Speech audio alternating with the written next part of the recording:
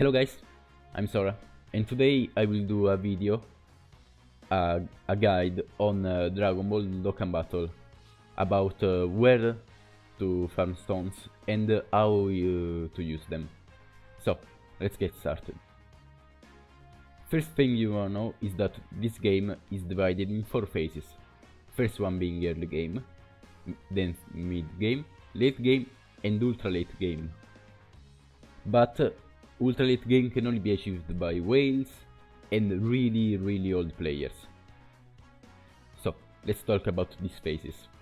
Early game is when you basically have a team of unawakened units with only a few of them being awakened, and you can't really do much in the game apart from doing story events and strikes.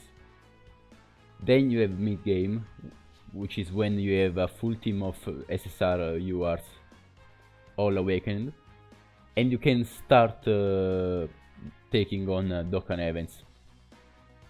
Then we have late game, which is when you can do basically all Dokkan events, most of them without difficulties, and you basically can just do steamroll every event you come across, with a few exceptions. Then you have ultra late game, which is basically when you have all cards in the game, all LRs, all maxed out, more than a few 100% characters in the potential system. But just as I said before, only whales and real old players can achieve this. So, let's talk about farming. In early game, farming consists of story events, and strikes. So, with story you can gain 675 stones, plus around 50 from missions. So you have 730 stones. Then you have story events, which are these ones. Oh, okay. That gives you around, I'd say, 15 stones per event. So in total you will gain around 200 stones, I'd say, maybe a bit more. And then you have strikes that are currently not here. That gives you 4 stones from the stages, plus 1 from the missions. So you have 5 in total for each strike that you complete. This gives you around 1000 stones, 1100 let's say, which is pretty damn good. Then you have mid game, when you can start taking on Dokkan events. The Dokkan events in this game are around 50, so you can gain I'd say 100 stones only by Dokkan events, by doing Z-Hard, super difficulty, plus the first 3 stages that are in the really old Dokkan events, like for example here. No, wait, this is Tech Goku. Just wait a second, let me show you. Yeah, for example, Omega. You can take 3 stones here for another 1 year and another 2 years. These are 6 stones from 1 Dokkan event. And then you have World Tournament. World Tournament is split in 2 parts. Casual World Tournament that you can do in mid game, and Hardcore World Tournament that you can do in late game. During Casual World Tournament you're basically just doing the missions and doing your 20 wins. That is basically what you will be doing during Casual World Tournament. A good thing when doing World Tournament is just being high rank. Being an high rank will give you more stamina, and having more stamina means more runs per stone. Then we have late game. Oh sorry, I missed one thing in mid game. Mid game also has Boss Rush 1 and the first half of the second. I will show you in a second.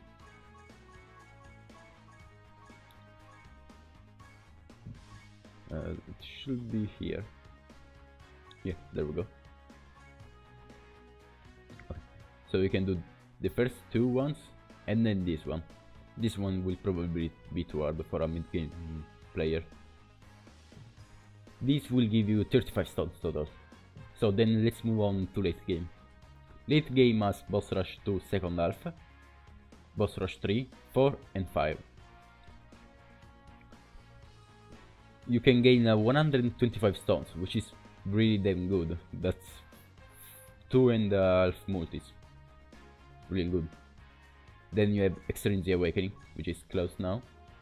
That gives you 30 stones, around 13 funky guys of the type of the Extrinsic Awakening, plus a bunch of training and awakening medals. And then we have a War Tournament. This is more hardcore War Tournament. Basically, when you go past your 20 wins, trying to rank up, getting guaranteed SSRs, and all that kind of stuff. Then we have Ultra Late Game. That only consists of one thing, Super Battle Road. That gives you 60 stones in total. But I guess you won't really be using them, since I mean it won't be too helpful as an event, since only whales can do this, and whales already get a ton of stones from spending money. But the possibility is there. Then of course we have celebration missions. Okay, now we talk about what everyone can do. Okay, there are missions from celebration. For example, the 3rd anniversary one has a daily mission that asks you to do all other daily missions, and if you do, it gives you 1 stone. This one right here, 1 stone. This should always be your first priority, since you will only be able to do them once, and it's practically infinite stones. Let's put it that way. Then you have a campaign, like the LR campaigns, that gives you a ton of stones. Now we don't have one for LR Frieza yet, but when it does, get a campaign, get LR Frieza, and you will probably get around 50 stones, just like the LR Goku campaign. Then, if you are a early/mid-game player, but you still want the stones from other events that are too hard for you, you can mod the game. Modding the game is really easy. Just download a modded APK from DBZ Space, and you won't get banned unless you use mods on the War Tournament. In that case, we will probably get banned, like 90% of the time, if not even more. If you are on iOS, I'm sorry, but I don't know if you can mod, and how. If you can, I don't know how, because I don't have an iOS phone, so I really didn't. I didn't search for it, and I don't think you can actually do. So now let's move on how to use Dragon Stones. Of course, you want to use Dragon Stones on banners, and there are 4 tiers of banners. The first tier being 3+1 multi-summons, for example these two. These are the best value for your stones, because they usually come in big celebrations with really good banners, with really good units in them, so that's your best bet to use stones. Then we have the second tier, which is Dokkan Face with good featured units, for example the Super Saiyan 3 Bardock one, that was a really good banner. Discounted summons with guaranteed SSR, that they usually have the discounted multi-summon of like 30 stones, and you get at least one SSR. They are really good value, especially since the LRs are in there. So if you're searching for LRs, they are your best bet.